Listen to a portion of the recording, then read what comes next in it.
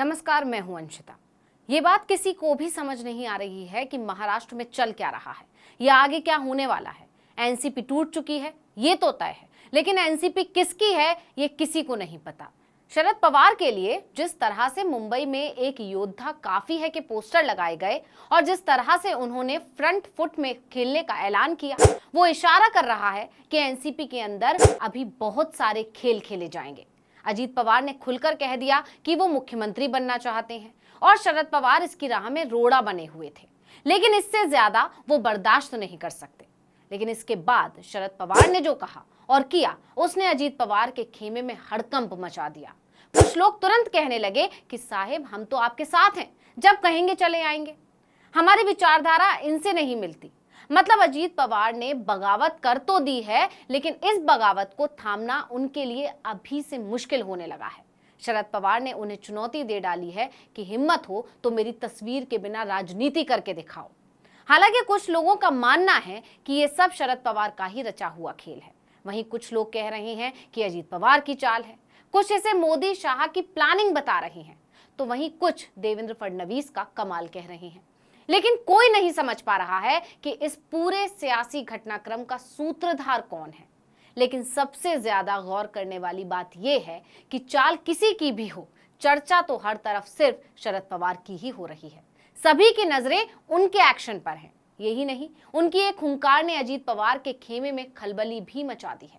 पवार के एक्शन ने जहां अजीत पवार के खेमे में खलबली मचाई है, वहीं एक सवाल भी खड़ा कर दिया है कि अगर ये सब शरद पवार की साजिश है या उनके इशारे पर हो रहा है, तो फिर शरद पवार इतना गुस्से में क्यों हैं? क्यों अजीत गुट को ललकार रहे हैं कि इसका अंजाम तो तुम्हें भुगतना पड़ेगा? खैर, राजनीति में कयास लगाना तो आम बात है, लेकिन हम वापस आते हैं अपने मुद्दे पर कि हम ऐसा क्यों कह रहे हैं कि शरद पवार के हुंकार ने अजीत गुट को परेशान कर दिया। उन्होंने कहना शुरू कर दिया कि महाराज, इतना गुस्सा मत कीजिए, अभी भी सब कुछ आपके ही हाथ में है। दरअसल ये कयास लग रहे हैं छगन भुजबल का बयान आने के बाद। बगावत करके अजीत खेमे में जा चुके एनसीपी के वरिष्ठ नेता अचानक से आग्रह की मुद्रा में आ गए हैं। उन्होंने शरद पवार से आग्रह किया है कि अजीत पवार का साथ दें, महाराष्ट्र के बारे में सोचें, उनके पास अब भी वक्त है, महाराष्ट्र के विकास के बारे में सोचें। उन्होंने कहा कि आप आंखें खोलिए, देखिए आज महाराष्ट्र कहां है। वो अजीत पवार, प्रफुल्ल पटेल, उनको और अन्य नेताओं को आशीर्वाद दें, अजीत पवार के फैसले का समर्थन करें।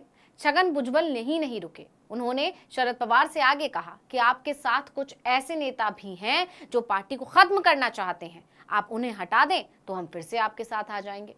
अब जरा सोचिए कि जिस नेता ने मंत्री पद की शपथ ले ली है, उनका कहना है कि अभी भी सारी बाजी शरद पवार के हाथ में ही है, उनके एक इशारे पर सब वापस पार्टी में आ जाएंगे, बस उन नेताओं को हटा दो जो पार्टी तोड़ना चाहते हैं। अब जैसे ही भुजबल का बयान आया, राजनीति के गलियारों में नई बहस छिड़ गई, नए सवाल खड़े हो गए। लोग पूछ रहे हैं कि ऐसा क्या हो गया जो अजीत गुट की हवा निकल गई। वैसे तो आप जानते ही हैं कि छगन भुजबल का ये बयान क्यों आया है, लेकिन फिर भी हम आपको बता देते हैं। दरअसल भुजबल का ये बयान आया शरद पवार की चेतावनी के बाद। पवार की चेतावनी ने उनको पवार बनाम पवार की लड़ाई में वार पलटवार का दौर चला। का मला लोकांच्या समोर त्या ठिकाणी विलन केलं जातं कळत नाही? काय माझी चूक आहे?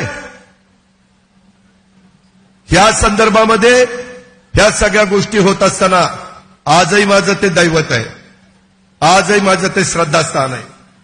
पण कार्यकर्त्यांनो, महिलांनो, तरुणांनो, तुम्ही सांगा। अजीत के बयान पर पलटवार करते हुए शरद ने कहा कि अजीत की बात सुनकर अफसोस हुआ, गलती सुधारना हमारा काम है, आपने गलती की है तो सजा भुगतने के लिए तैयार रहें। अजीत की भूमिका देश हित में नहीं है, मैं सत्ता पक्ष में नहीं हूं, मैं जनता के पक्ष में हूं। जो मुझे छोड़कर गए हैं उन्हें विधानसभा में लाने के लिए बहुत मेहनत की है, कार्यकर्ताओं ने इनके लिए मेहनत की, उनके लिए अफसोस है। जिन विधायकों ने अलग होने का फैसला किया, उन्होंने हमें विश्वास में नहीं लिया। अजीत पवार गुट ने किसी प्रक्रिया का पालन नहीं किया। पार्टी का चुनाव चिन्ह हमारे पास है, वो कहीं नहीं जाएगा। हम पार्टी का सिंबल किसी को नहीं लेने देंगे। अजीत पवार खोटा सिक्का निकला। शरद पवार ने कड़े शब्दों में समझा दिया कि अजीत और उनके समर्थकों को आशीर्वाद नहीं, सजा मिलेगी। इसके लिए वो तैयार रहे। उन्होंने चेतावनी दी कि जिन लोगों ने बगावत की है उनके खिलाफ कड़ी कार्रवाई की जाएगी और इसकी शुरुआत नासिक से करेंगे। अब नासिक है छगन भुजबल का क्षेत्र, जो कभी शरद पवार के बहुत खास थे। इसलिए जैसे ही शरद पवार का बयान आया, छगन भुजबल की सिट्टी पिट्टी गुम हो गई। नतीजा ये हुआ कि वो आग्रह की मुद्रा में आ गए और कहने लगे, आप इशारा तो करो, हम वापस आ जाएंगे, अभी भी सब आपके ही कंट्रोल में है माई बाप। अब इस घटना के बाद से लोग कह रहे हैं कि जो कुछ भी महाराष्ट्र में चल रहा है वो सब टेम्परेरी हिसाब किताब है, अभी कुछ भी स्थायी नहीं है, कभी भी कुछ भी बदल सकता है। यही नहीं, कुछ का तो यहां तक कहना है कि बाजी अभी भी शरद पवार के हाथ में ही है। अच्छा, पवार के गेम की चर्चा तब भी हुई थी जब शपथ ग्रहण के बाद ही एक विधायक और सांसद के सुर बदल गए थे। आपको याद भी होगा, उनको अजीत ने शपथ ली थी, उसके अगले ही दिन यानी 3 उनको विधायक दौलत दरोड़ा का बयान आ गया था।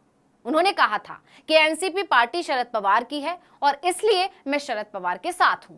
भले ही मैं कल अजीत पवार के साथ राजभवन में शपथ ग्रहण के दौरान मौजूद था, लेकिन आज भी शरद पवार के साथ हूं। मुझे भी मंत्री पद का ऑफर दिया गया था, लेकिन मैंने कहा कि जिस सरकार में एकनाथ शिंदे मुख्यमंत्री होंगे उस सरकार के साथ मैं नहीं रहूंगा। सिर्फ दरोड़ा ही नहीं, एक सांसद ने भी अपना पाला बदल दिया था। एनसीपी सांसद अमोल कोल्हे ने कहा था कि मैं शरद पवार के साथ हूं। कोल्हे भी शपथ ग्रहण समारोह में मौजूद थे। शिरूर से एनसीपी के लोकसभा सांसद अमोल कोल्हे ने एक वीडियो ट्वीट करते हुए लिखा था कि जब दिल और दिमाग में जंग हो तो दिल की सुनो। शायद दिमाग कभी कभी नैतिकता भूल जाता है, पर दिल कभी नहीं। इस ट्वीट में उन्होंने एनसीपी प्रमुख शरद पवार, सांसद सुप्रिया सुले, विधायक जयंत पाटिल और जितेंद्र आव्हाड को भी टैग किया था। 24 घंटे में ही अजीत के समर्थकों के बदलते सुर बता रहे थे कि कुछ तो खिचड़ी पक रही है। यहां तक कि लोग तो ये कहने लगे थे कि पवार ने अपनी पावर दिखाना शुरू कर दिया है। उसी तरह अब जैसे ही शरद पवार ने चेतावनी दी, अजीत खेमे के वरिष्ठ नेता मिमियाने लगे, आग्रह करने लगे। यानी भले ही एनसीपी टूट गई है, वर्चस्व की जंग छिड़ गई है, सियासी भूचाल आया हुआ है, लेकिन चर्चा में सिर्फ एक ही नाम है और वो है शरद पवार। लेकिन अब ऐसा क्यों है, कैसे है, इसके मायने क्या हैं, ये सब तो आप खुद ही समझ सकते हैं। इस वीडियो में इतना ही। आपसे अनुरोध है कि यूट्यूब पर हमारे चैनल आर्टिकल 19 इंडिया को सब्सक्राइब कीजिए, फेसबुक पर लाइक कीजिए और कमेंट करके बताइए आपको हमारा ये वीडियो कैसा लगा। आने वाले दिनों में हम और किन मुद्दों पर वीडियो बनाएं, ये भी जरूर बताइएगा। ट्विटर हैंडल है आर्टिकल 19_इंडिया, इसको भी फॉलो कर लीजिए। नमस्कार।